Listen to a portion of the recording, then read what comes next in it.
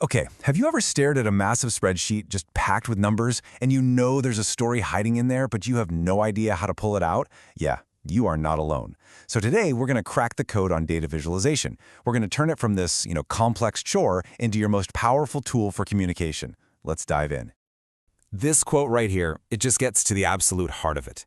I mean, it doesn't matter how amazing your data is if no one can make sense of it. The right chart or graph, that's not just pretty decoration. It is literally the bridge that connects raw information to actual, genuine insight. And that's why getting this right is so important. So here's our game plan. First, we'll talk about why this all matters so much, the high stakes. Then, we'll get into the building blocks, what your data is made of and how it connects. And finally, we'll pull it all together so you can find that story and tell it effectively. Right, so let's start there, the stakes. Because in a world that is just drowning in information, being able to show data clearly isn't just a nice-to-have skill anymore.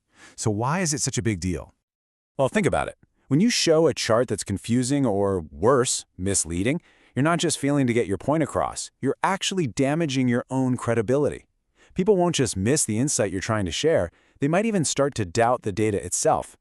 But get it right. A clear, effective visual builds trust, it builds authority, and makes you look like you know what you're talking about. All right, let's get down to the fundamentals. Before you can even think about making a chart, you gotta understand your raw materials.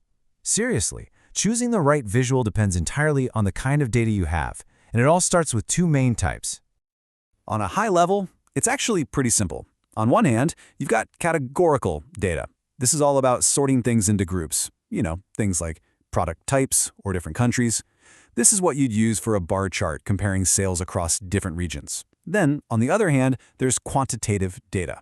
And that's anything you can count or measure. It's all about the numbers. Think sales figures, temperature, number of employees. That's the stuff of line charts and scatter plots. But we can get even more specific when it comes to those numbers. See, not all quantitative data is created equal, and knowing the difference really helps you pick the perfect visual for the job. So let's break that down just a little bit more. First up, we've got discrete data. These are whole numbers, things you can count, and they can't really be broken down into smaller pieces. A great example is the number of employees, right? You can have 25 employees or 26, but you can't have 25 and a half employees. These are finite countable numbers. And the other type is continuous data. This is stuff you measure, and it can be any value within a range. Think about something like rainfall. You could have 30 inches of rain in a year, or 30.1, or even 30.115 inches. It exists on a continuous spectrum. Makes sense, right?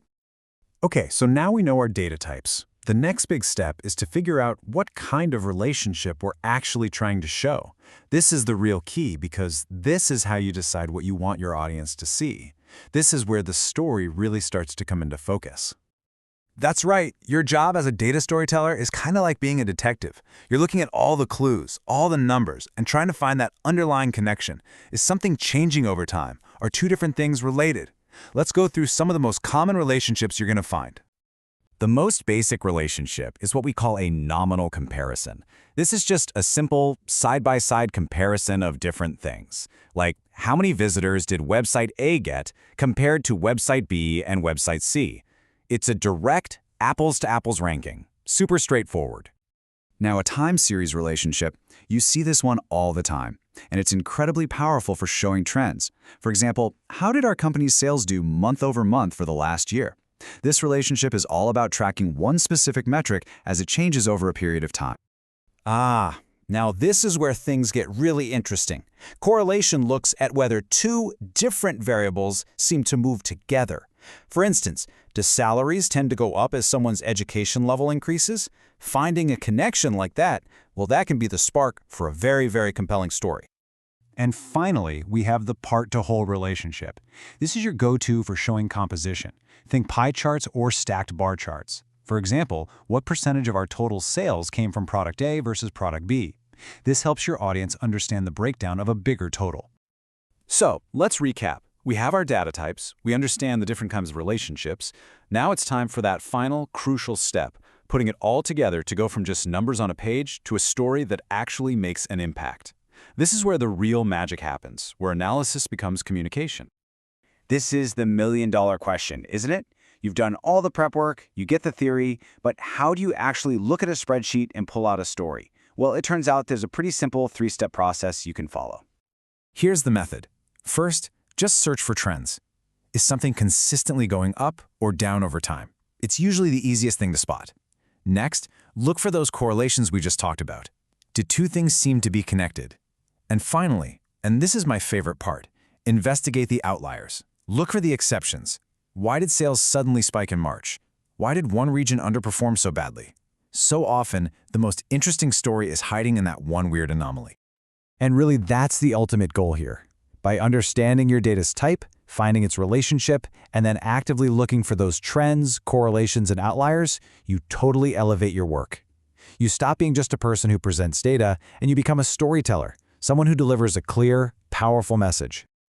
So the next time you open a dataset, don't just see a bunch of numbers. See the potential for a real narrative. See the building blocks. Look for the relationships, and go find that insight that's just waiting to be shared.